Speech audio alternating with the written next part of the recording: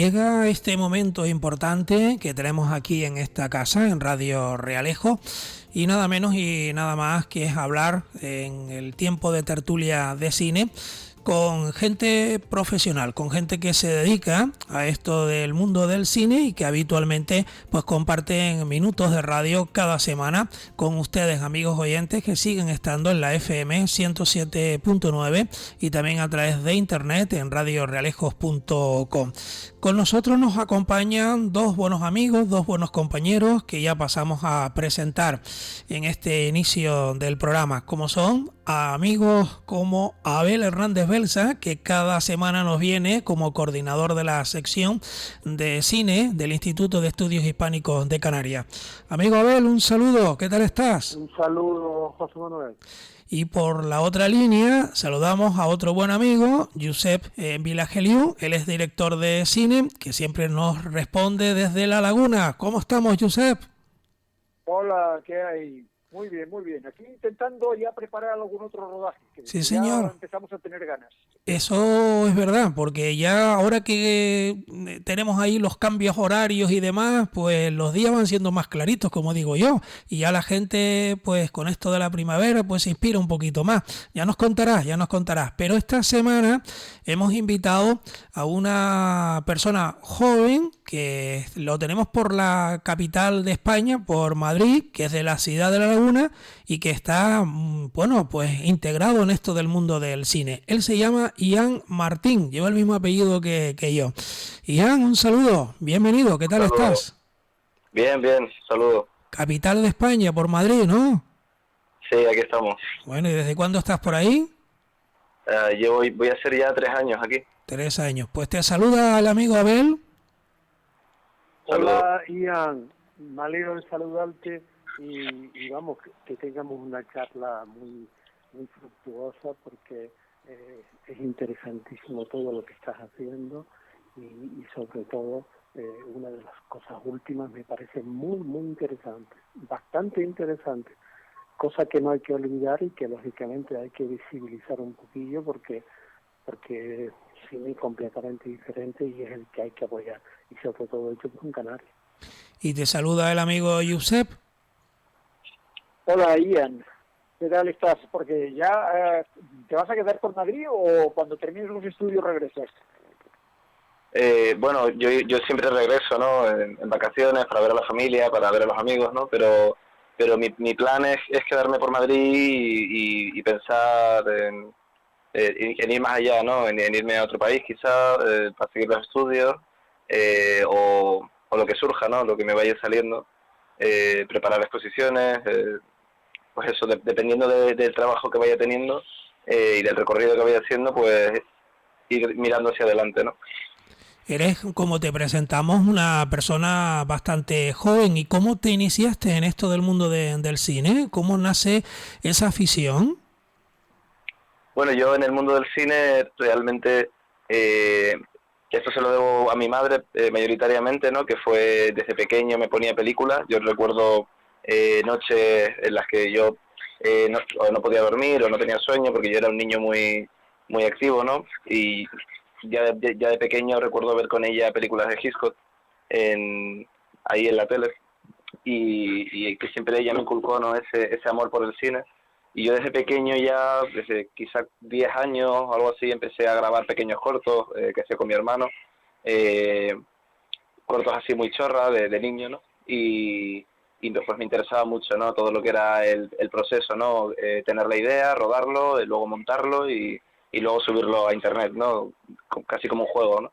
Y ya, bueno, más adelante en bachillerato empecé a trabajar en rodajes más formales, por así decirlo, con guión, con actores, a presentar los festivales, ¿no? A ver cómo era ese mundo, ¿no? Y así más o menos me inicié. ¿Qué podemos decir, Josep, de Ian?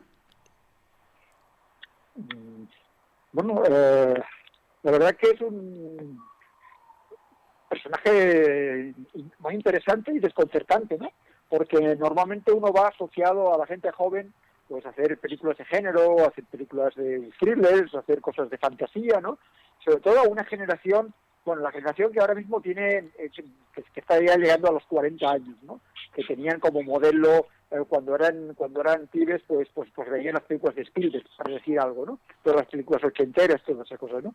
Pero parece que yo no sé si es una excepción, o por lo menos en el caso de Ian y su hermano, que en realidad, pues como acaba de contar, ¿no? Que ya cuando era muy niño, pues su madre le empezó a poner una serie de películas, pero claro, en las películas que le ponían eran esas películas que las películas de cineclub, películas de filmoteca, películas difíciles que ha visto, complicadas de ver, ¿no? No películas de gran público, no las películas que estábamos comentando antes de Spielberg, ¿no? Sino ya desde la primera película que yo le vi de ellos, que fue Utopía, que la rodaron en el Muriana, ¿no? Pues era era una película de ciencia ficción, ¿no? Pero era absolutamente sorprendente, y cuando yo le pregunté de qué iba la cosa o de dónde había salido la influencia, pues hablaban de Andrzej Tarkovsky, ¿no? Y entonces, claro, eso me quedó como muy muy grabado, ¿no? ¿Qué nos puedes contar? ¿Es así? ¿Tus compañeros también van de esto, o ustedes, tú y tu hermano, son una excepción a la regla? Bueno, sobre Utopía, bueno, ese corto lo realizamos cuando yo tenía 16 años, Adriel tendría entre 14 y 15, creo que acaba de cumplir 15 él, y fue un corto que yo en esa época estaba interesándome más por Tarkovsky, por el cine soviético, también por Angelopoulos, que es un director que a mí me gusta mucho, ¿no? Y que es este cine tan solemne, tan lento, tan sublime y tan íntimo a la vez, ¿no? Y quería hacer algo de ese estilo, ¿no? Pero quizá el medio del cortometraje me ponía muchas limitaciones, porque tenía que tener un tiempo reducido, ¿no? No podía alargar los planos, etcétera. Pero sí que fue muy interesante todo lo que fue el proceso de escribir el guión, de llevarlo a cabo, ¿no? Fue rodado en 2 días, ¿no? También las improvisaciones que tuvimos, porque fue un corto que rodé a lo largo de 2 semanas, pero los días de rodaje fueron, lo dicho, ¿no? 2. Entonces, por ejemplo, en medio, la semana del medio, se me ocurrieron otras ideas y las incluí en el guión, ¿no? Y bueno, siempre la figura de mi hermano, aparte de lo que él hace, ¿no? Que es increíble lo que hace Adriel, mi hermano, es increíble, ¿no? Aparte de eso, él siempre me ha contenido a mí, ¿no? Él ha leído mi guión y me ha dicho, esto no lo pongas, esto sí lo pongas, ¿no? Y siempre sus ideas son un punto de apoyo que yo realmente necesito, ¿no? Y bueno, sobre lo que me has preguntado de el resto de mis amistades y tal, sí, yo veo mucho interés en determinadas amistades, también por este tipo de cine, aunque después de bachillerato cada uno tiramos más o menos hacia una rama diferente, ¿no? Sí que veo mucho interés, ¿no? Y una vez ya llegué a Madrid, sí que al estar porque yo estudio Bellas Artes, ¿no? Al estar dentro de un círculo más relacionado con el arte y no tanto con el cine, que a fin de cuentas es un medio artístico más, pues extrapolaba mucho más conceptos, muchas más ideas, experimentaba mucho más con el medio, ¿no? Lo sacaba de lo que es el cine convencional, de las reglas básicas que tiene el cine, ¿no? Las cuestionaba, ¿no? Y eso, pues, una vez estando en Madrid ya me ayudó a desarrollarme mucho más como artista, si se puede decir, ¿no? Abel, vamos con más preguntas para el amigo Ian. Abel, pues se nos ha ido Abel. Josep. Sí, bueno, efectivamente, el cine... pues, por cierto, otra pregunta. ¿Adriel es tu hermano, pero es tu hermano mayor o tu hermano más pequeño? Es mi hermano pequeño, es 15 meses menor que yo. Él es de 2002, yo soy del año 2000. Ajá. Sí, porque en realidad casi hasta la última película pues ha colaborado contigo siempre, ¿no? Incluso lo tienes como de actor, o sea, de personaje al cual tú firmas todo el rato. Sí, no, yo tengo 3 largometrajes hechos. Tengo el primero que realicé en primero de carrera, que se titula El animal oculto, que bueno, ese te lo envié cuando lo terminé, en el que él es casi un personaje principal de la película, ¿no? Que también tiene mucho que ver con que es mi hermano y llevamos toda la vida juntos, ¿no? Y era el primer año que yo pasaba fuera de Tenerife y le echaba de menos. Y bueno, es como una figura que se ve representada como un símbolo que para la narrativa de la película sería hilo conductor en una serie de conceptos que yo estaba tratando en este largo, ¿no? Que era la idea del arte, ¿no? Eran ya cuestiones personales de lo que es el arte, ¿no? ¿Qué es el arte? Que es una pregunta muy interesante, ¿no? Luego, en el segundo largometraje que hice, que es un largometraje más de videoarte, si se puede decir experimental, aunque yo el término experimental lo cojo con pinzas, ¿no? Ese largometraje de videoarte, él fue muy importante, sobre todo en el aspecto técnico, porque él se ha desarrollado de forma personal y autodidacta, ¿no? Desde que es muy pequeño se ha desarrollado con todo lo que serían efectos especiales o lo que sería la parte visual, la parte técnica, ¿no? del cine, ¿no? Entonces yo le pedí ayuda parte, para... digamos, que se llama postproducción, es decir, todo el tratamiento fotográfico que tú haces después, una vez has rodado todo el material, ¿no? Justo. Entonces él formó un papel muy importante en ese segundo largometraje, que es un largometraje, ya te digo, se compone de 13 videoartes que se juntan en un solo largometraje. Es un largometraje bastante extraño, pero bueno, que yo del que estoy bastante orgulloso, ¿no? Y es un largometraje que habla del transhumanismo, del posthumanismo, del aceleracionismo, de cuestiones que trata Donna Haraway o que trata Ito Steyer o Mark Fisher o Bifo Berardi, ¿no? Son cuestiones que me interesaban mucho en esa época y él formó una parte muy importante de todo eso, ¿no? Porque yo, aunque él no estaba aquí en Madrid, yo hablaba con él todos los días y le pedía que me hiciera una serie de cosas y él las hacía, ¿no? Y tenía ya esas imágenes que luego utilizaría para el largo, ¿no? Y luego en el tercer largometraje él también forma parte del largo como un símbolo también al igual que en el primero, ¿no? El tercer largometraje, que es el que acabas de ver, Josep, ¿Sí? lo empecé a rodar justo después de que Adriel viniera a visitarme a Madrid un fin de semana. En este fin de semana estuvimos revisionando Nostalgia de Tarkovsky y simplemente por entretenernos, porque es una película que hemos visto bastantes veces, ¿no? Pero bueno, la estábamos revisionando y mientras la veía, yo me daba cuenta de que él se iba a ir de nuevo y que le iba a echar de menos y tenía una serie de cuestiones personales que me llevaron a realizar la película, ¿no? Y si no me equivoco, el largometraje acaba con una llamada que me hace Adriel en un momento dado, me hace una llamada y yo grabé la llamada y la incluí en el largometraje, ¿no? Entonces, claro... Bueno, es que en realidad es un cine que tú haces entre Canarias y Madrid, porque en todos los largometrajes que has hecho, pues siempre hay escenas rodadas en Tenerife y escenas incluso pues, de la propia facultad o de la vida en Madrid, ¿no? Y hay como una parte un poco autobiográfica en todo lo que haces. Sí, es básicamente, bueno, yo el cine lo suelo utilizar excepto en el largometraje de videocolor, que es el largometraje de videoarte.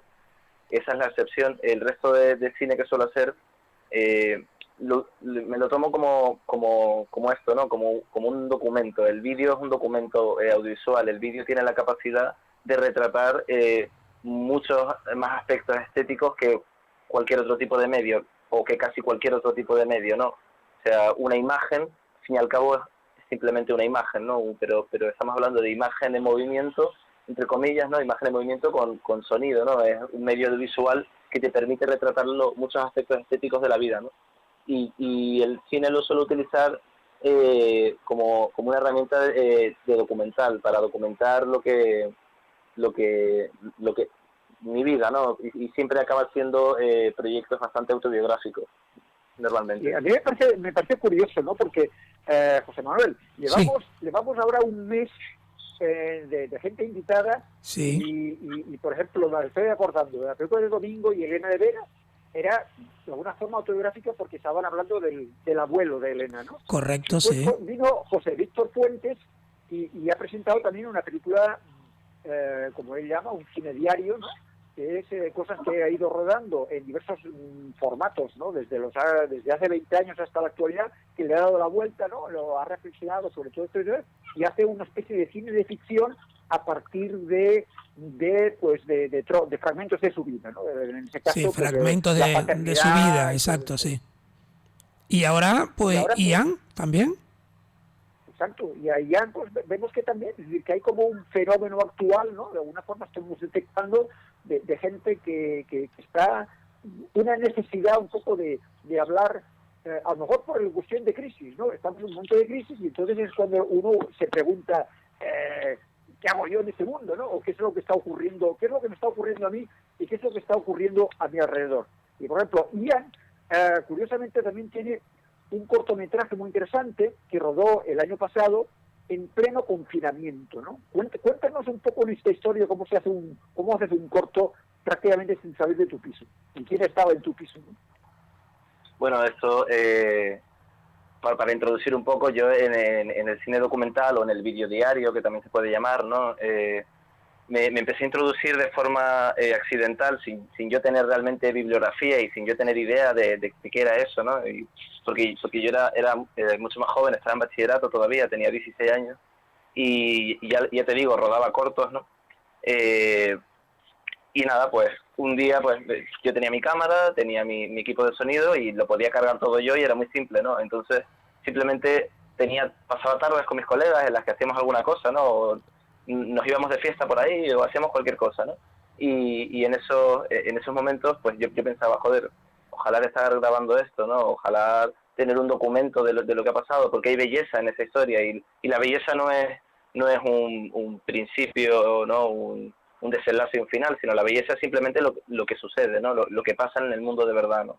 Y entonces empecé a pensar en eso, escribí acerca del tema y ya en esa época empecé a rodar cortos que se basaban en a lo mejor una tarde con la cámara, ¿no? Y era un corto que lo empezaba por la mañana y ya por la noche lo terminaba de editar y era un corto que lo hacía en un día, ¿no? Bastante express, pero bastante relajado también, porque yo no sabía lo que iba a pasar, era simplemente salir a la calle con la cámara, ¿no? A veces habían días en los que no pasaba nada y pues no podía utilizar ese corto porque ni siquiera había sido un día que yo considerara hermoso o memorable, ¿no? Entonces tampoco tenía lo guardaba como un documento, ¿no? En una carpeta en el ordenador.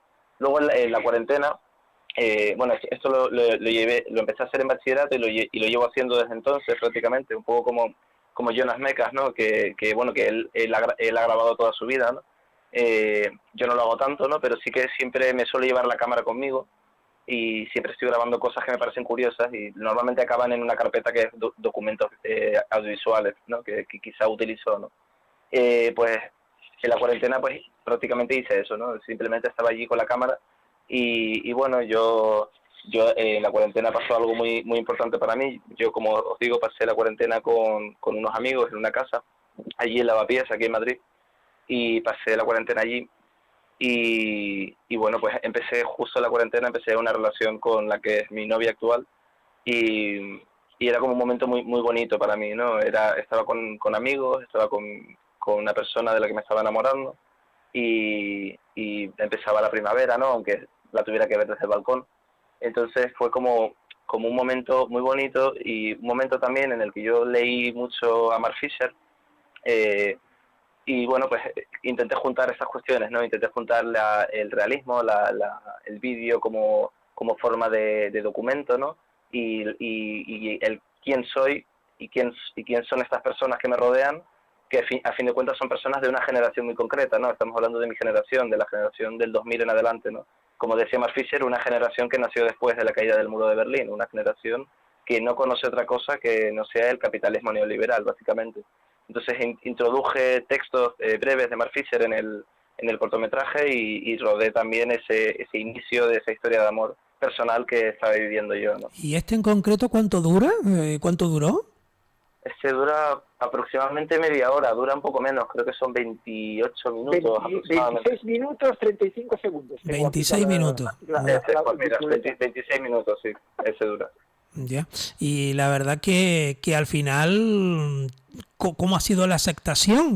Tú que has podido ya recabar por ahí con los amigos y demás, y la gente que lo ha podido ver, incluso si le dices a los amigos oyentes dónde está, por lo menos para que la gente sepa y pueda ir, ¿no? A verlo. El cortometraje está público en mi canal de YouTube, que se llama Facción Siniestra. Está público en ese canal. Y se puede ver ahí. Mi intención era publicarlo en algunos festivales, pero yo soy un poco desastre para eso, ¿no? Y al final con la cuarentena y todo el tema, no sabía muy bien qué iba a hacer con el corto, porque posteriormente, después de rodar ese corto, rodeo otros 3 cortos de menos duración, que duran como de media cada uno 7 minutos, 10 minutos, ¿no? Rodeo otros 3 cortos también con la misma temática, pero que era videopoesía, ¿no? Era un video diario que tenía que ver con un poema en concreto, ¿no? Yo escribía un poema y el vídeo era una mezcla entre yo escribiendo el poema en mi ordenador y determinados sucesos que pasaban ese mismo día, el día que escribía el poema, ¿no? Entonces no sabía si enlazar esos 3 cortometrajes con el otro o qué hacer, ¿no? Y al final la cosa se quedó un poco ahí en YouTube, para que lo viera pues quien quisiera verlo, vaya, tampoco tenía mayor interés.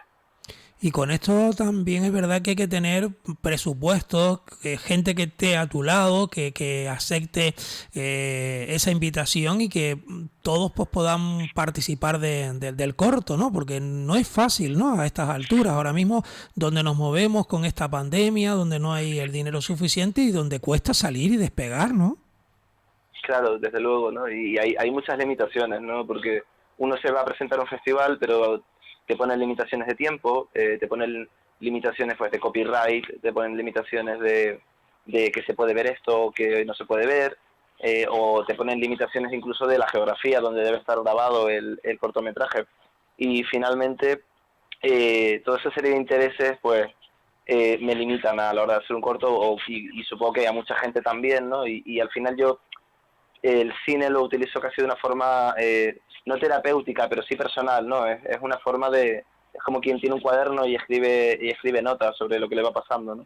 Entonces, pues yo, por ejemplo, en el corto este que hice en la cuarentena, el que dura 26 minutos, que se titula Andrea 2000, en ese corto utilicé una canción de La Femme y obviamente por el tema de copyright ya no podía presentarlo a casi ningún festival, ¿no? Y por la duración que tiene tampoco, ¿no? Entonces al final se va estrechando el cerco de lo que puedo presentar o no, y al final uno se acaba desanimando con eso, ¿no? Pero bueno, lo importante, en mi opinión, o ya personalmente, era simplemente haberlo acabado y que las personas que yo considero que me puede gustar o que me puede interesar o que me puede llegar su opinión, pues enviárselo, ¿no? Que al final es lo que hice. Ya, Josep. Sí, sí. Bueno, en El Animal Oculto, que es el largometraje que rodaste en el 2019, hay unas imágenes casi al final de la erupción del Tenerife, porque en realidad lo que haces tú en tus películas es una mezcla de muchos materiales diferentes, ¿no? Pero lo más interesante es que me parece que me comentaste que lo había grabado tu abuelo. Ah, sí. Y Mis ahí abuelos, hay sí. unas imágenes que yo no había visto nunca de la erupción. Mi abuelo, que se llamaba Francisco Rodríguez García, es el padre de mi abuela, mi bisabuelo. Yo no le llegué a conocer en persona. Sí, yo no le llegué a conocer en persona, pero él era un hombre que siempre estaba grabando, ¿no? Con su cámara Super 8.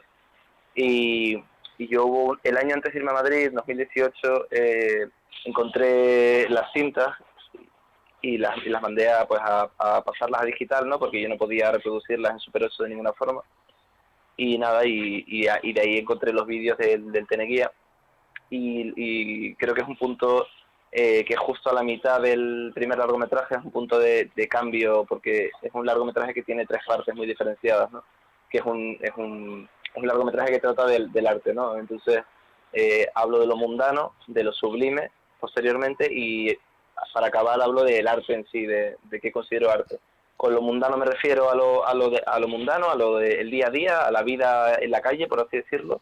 Con lo sublime me refiero a la academia, a las instituciones, el aprendizaje académico, ¿no? El aprendizaje que uno tiene de leer, de ir a clase, ¿no? Pues es todo esto, ¿no? Ese aprendizaje académico, bueno, y cómo las instituciones influyen en lo mundano también. Hay una retroalimentación de lo mundano y lo sublime, ¿no? O de lo mundano y lo académico, o de lo mundano y lo institucional, como uno quiera llamarlo. Y luego, cómo el arte se consuma en esta expresión estética, ¿no? El arte es una mezcla, ¿no? Quizá entre estos conceptos mundanos y estos conceptos sublimes, ¿no? Esa interrelación entre una serie de conceptos que tienen que ver con el contexto actual, ¿no? Y luego se finaliza en un objeto estético, un objeto perceptible, ¿no? Estético me refiero estético filosóficamente hablando, ¿no? Y esas imágenes que guardabas de esa época estaban bien, sonido y demás. No, no tenían sonido y estaban un poco desgastadas la película, ¿no? Pero me sirvieron igual, me sirvieron y la verdad que fue todo un descubrimiento ya personalmente, pues ver lo que había hecho mi bisabuelo, a quien yo ni llegué a conocer, ¿no? Fue como un momento muy emotivo, ¿no? Para mí. Claro, y ahora mismo con esa juventud, estando en Madrid, que quizás es diferente a nosotros aquí ahora mismo por las limitaciones y demás, ya que somos isla, pero bueno, aquí también tenemos nuestras cosas y tú lo conoces perfectamente y aquí te iniciaste. Pero bueno, cuando uno está en Madrid, como que hay más cosas, ¿no? Para fijarse y además se vive de otra manera, ¿no? En el mundo del cine. Y la pregunta va un poco, Ian, ¿qué objetivos tienes? ¿Qué te gustaría hacer? ¿En qué te pararías ahora mismo a empezar a realizar con ese nuevo proyecto? Bueno, yo estoy ahora interesado en lo que sería más el arte en general, ¿no? Bueno, es algo que me ha interesado toda la vida. Yo siempre he pintado, he dibujado desde antes incluso de ponerme a coger una cámara, ¿no? Pero me interesa el arte más allá de la pintura, más allá del cine. El arte, yo creo que desde Duchamp, desde hace 100 años más, el arte ya no se reduce al medio, ¿no? El arte no está limitado por el medio. El arte puede ser cualquier objeto estético, ¿no? Cualquier objeto perceptible, quiero decir. Cualquier objeto que tus sentidos humanos puedan reconocer, ¿no? Entonces, yo veo el cine como un medio más, como un medio estético, ¿no? Como algo que se puede percibir, ¿no? Y bueno, digo el cine como digo el vídeo, ¿no? Porque yo ahora estoy trabajando en videoarte, que yo pues intento no hacer esta distinción entre cine y videoarte, aunque desde luego hay mucha diferencia entre una película experimental y una película de Nolan, ¿no? Sin descalificar ninguna de las dos, ¿no? Eh, pero veo que hay como un dualismo que no debe haber ahí y bueno, pues yo estoy interesado ahora en eso, en el arte y en el vídeo en relación al arte, ¿no? Estoy trabajando ahora en una serie de proyectos con un colega que se llama Marcos Parajua y también con mi hermano, que mi hermano se está encargando de la parte sonora, de la música, y estoy trabajando en un proyecto que se llama Technology, Failure and Fantasy, que tenemos intención de exponerlo, no sabemos todavía dónde, pero es un proyecto que mezcla vídeo con instalación, con escultura, con pintura, es una especie de obra multidisciplinar, ¿no? Y bastante versátil, en la cual pues yo me estoy encargando de la parte de vídeo. Es un vídeo que mayoritariamente está hecho de forma digital, con programas de 3D, con efectos especiales y con código mismo, ¿no? Con el Unity también, que es un programa para desarrollar videojuegos. Y bueno, también hay código, ¿no? Mi colega Marcos Parajuat trabaja mucho el coger un vídeo y destruir el código, ¿no? Y glitchear el vídeo, ¿no? Para darle una experiencia estética digital o post digital, ¿no? Mira, en la último largometraje, el M. Hall, ahí Sí. utilizas una especie de estética sucia, porque prácticamente, o sea, ahora mismo, por ejemplo, hay una obsesión de la ultradefinición, ¿no? O sea, todavía pasamos a la alta definición, luego ya estamos el 4K, etcétera, etcétera. Y en cambio tú buscas un tipo de estética sucia, ¿no? En el sentido de que, por ejemplo, esas cámaras antiguas que se utilizan por la noche, ¿no? Y que de repente se desenfocan, que se mueven mucho, que se firmas a través de los cristales incluso me dio la sensación de que incluso había planos en los cuales el objetivo mismo estaba sucio, ¿no? Sucio para que Sí. de repente la textura de la imagen fuese diferente, ¿no? Y entonces, claro, el efecto que tiene, sobre todo el arranque de toda la película, es como la descripción de una especie de mundo post-apocalíptico, ¿no? Incluso post-industrial, ¿no? Que son todos los ruidos de los metros, de los trenes, de las autopistas, un mundo fuera, ya no es humano, ¿no? O sea, aunque de todas maneras hay una serie de planos que bueno, recuerdan mucho el cine de Gus Van Sant, de Henry o de Lover, de la cámara detrás de un personaje que va caminando, y además huyendo de la ciudad y llegando a lugares inhóspitos completamente, ¿no? Es una especie de crítica que haces de la sociedad actual en la cual vivimos, ¿no? Lo veo un poco como muy pesimista. Bueno, es un corto, es que tengo mucho que decir respecto a lo que has dicho, en plan, positivamente, ¿no?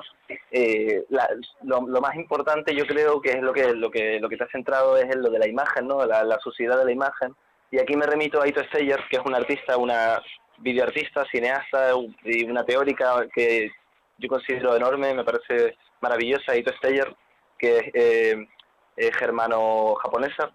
Tiene 2 libros editados en caja negra en español, que son Arte Duty Free y el otro ahora mismo no recuerdo el nombre, pero bueno, son muy interesantes, los recomiendo mucho, y habla mucho de esto justo, de la imagen pobre, ¿no? De cómo, por ejemplo, ¿no?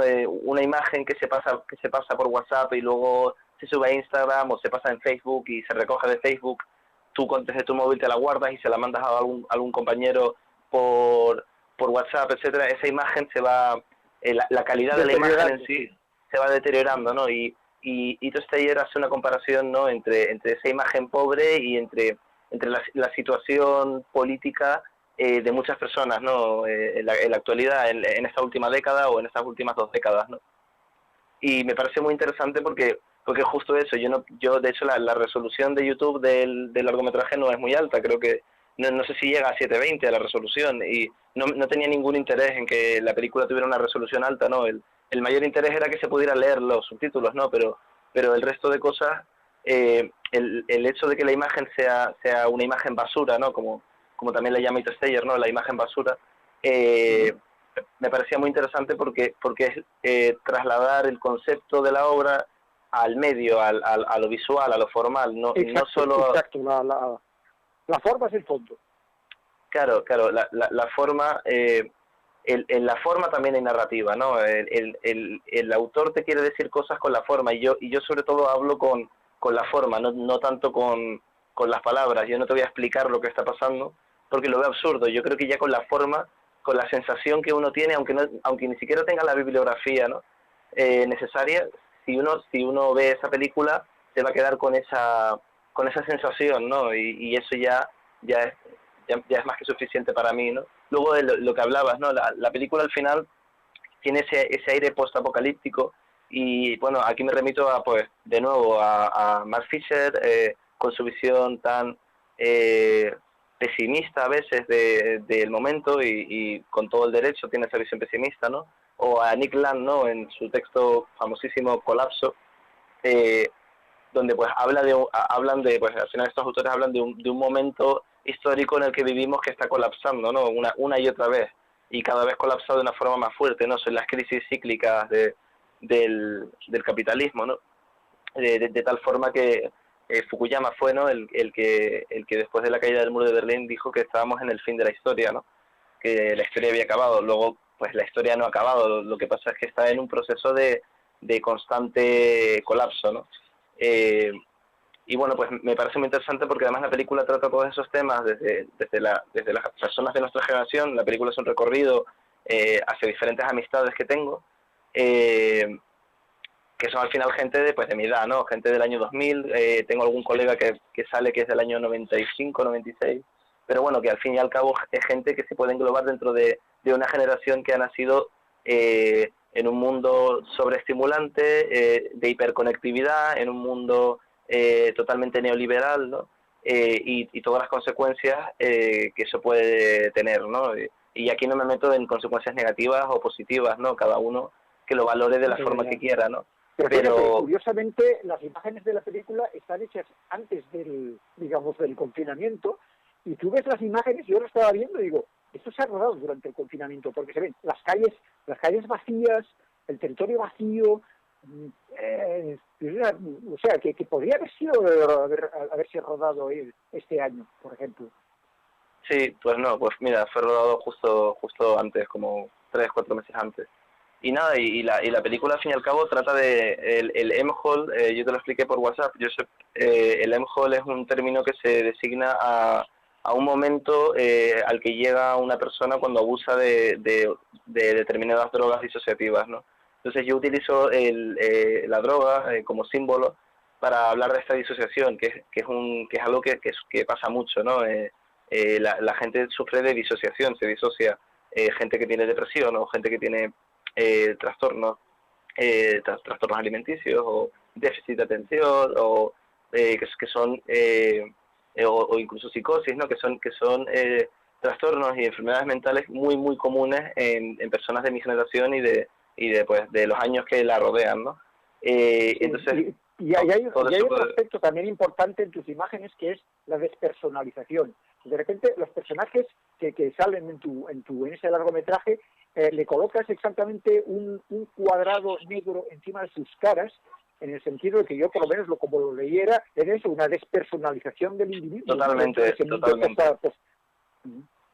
Bueno, pues vamos entrando ya en la recta final de este tiempo de tertulia. Es una pena que al final no hayamos podido mantener la línea con Abel Hernández, que nos saludaba al principio del programa, el coordinador de la sección de cine del Instituto de Estudios Hispánicos de Canarias. Pues vamos con la última, Josep, como director de cine, para nuestro amigo Ian Martín, que está ahí en Madrid.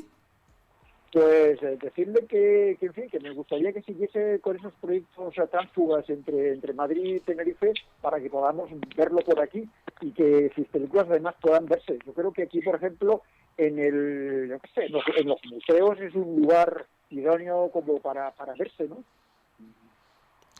Pues Ian, nosotros... En el TEA, por ejemplo, el TEA es un lugar estupendo para que puedan colocarse esas películas tuyas.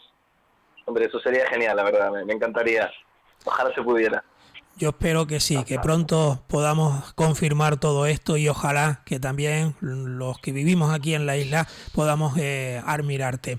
Ian Martín, desde aquí un abrazo muy fuerte, te animamos, tienes mucho talento, tienes mucha imaginación con todos tus compañeros que siempre están ahí rodeándote y ojalá que sigas ese camino, esa línea ascendente y que pronto pues se puedan ver cumplidos esos deseos y esos sueños y esos proyectos que tienes ahí ahora mismo en mente. Desde aquí pues muchísimas gracias por participar con nosotros en el programa. A vosotros, sí, muchísimas gracias. Un abrazo. Josep Vilageliu, al igual que Abel Hernández Belsa, los espero en la próxima semana con más invitados, ¿no? Sí, señor. La semana que viene nos volveremos a escuchar. Un abrazo, cuídense. Gracias. Hasta luego. Cerramos este tiempo dedicado al mundo del cine aquí en la FM 107.9 y de Radio Realejos y también a través de internet, en YouTube, en el Facebook y en radiorealejos.com, que si se pierden están los podcasts de toda nuestra programación en ese contacto de radiorealejos.com.